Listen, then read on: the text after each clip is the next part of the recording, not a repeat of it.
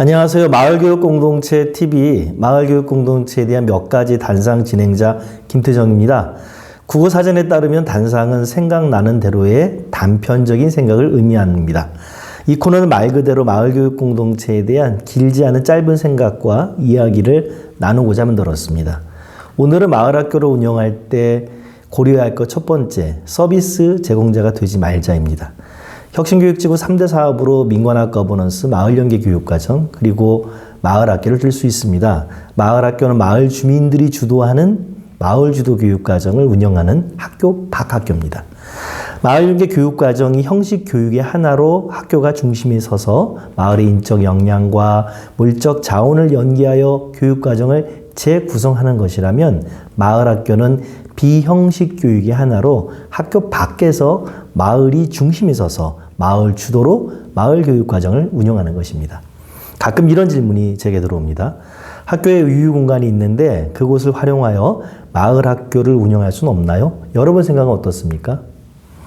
학교 밖이라고 할 때 밖이라는 것은 공간적 의미도 있지만 학교가 주체가 아니라는 의미를 가집니다.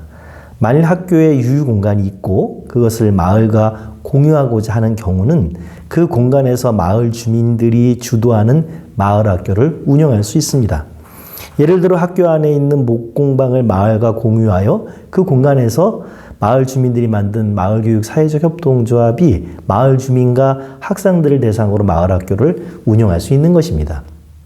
그런데 마을 학교 운영에서 우리가 경계해야 할 것이 있습니다. 그것은 마을학교 운영자가 서비스 혹은 프로그램의 공급자가 되는 것입니다. 마을학교를 아카이브 혹은 기록하면 나오는 이야기 중에 하나가 마을학교에 자녀를 보내는 부모님들의 태도입니다. 마을학교 대부분은 수업료를 받지 않거나 최소 재료비만 받습니다. 그것이 가능한 것은 시민들이 내는 세금으로 운영 예산이 지원되기 때문입니다. 그런데 이를 공짜라고 인식하는 사람들이 있습니다. 아직도 공공급식을 무상급식으로 표기하는 경우가 그렇단 말입니다.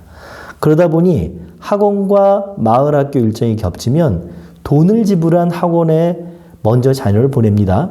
심지어 일방적으로 약속된 마을학교 일정을 파기합니다. 그렇게 되면 모둠이나 집단 활동을 해야 하는 마을학교 프로그램의 경우 운영이 어렵게 됩니다. 그러나 이에 대해 학부모들은 전혀 미안해하지 않는 분들도 있다고 합니다. 심지어 마을학교 운영을 하는 마을교육 활동가들에게 좀 더 나은 서비스를 제공할 것을 요구하는 사람들도 있다고 합니다. 심한 경우 갑질을 하는 경우도 있다고 합니다.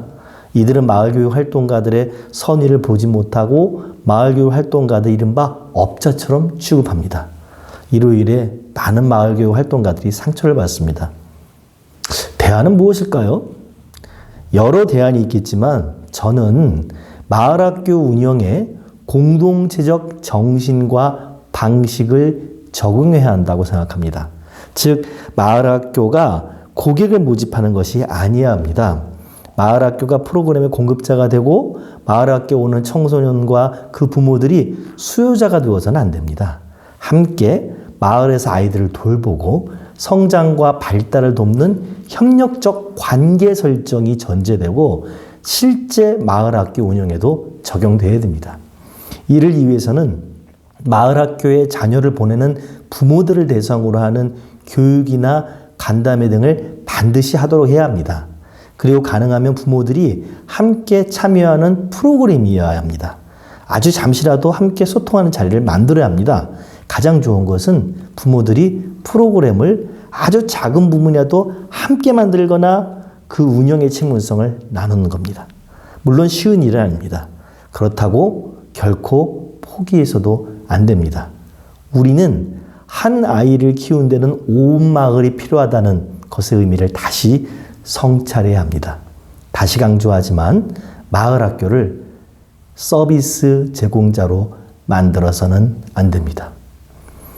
오늘 마을교육공동체에 대한 몇 가지 이야기, 첫 번째, 마을학교를 운영할 때 고려할 것에 대해서 이야기를 함께 나눴습니다. 감사합니다.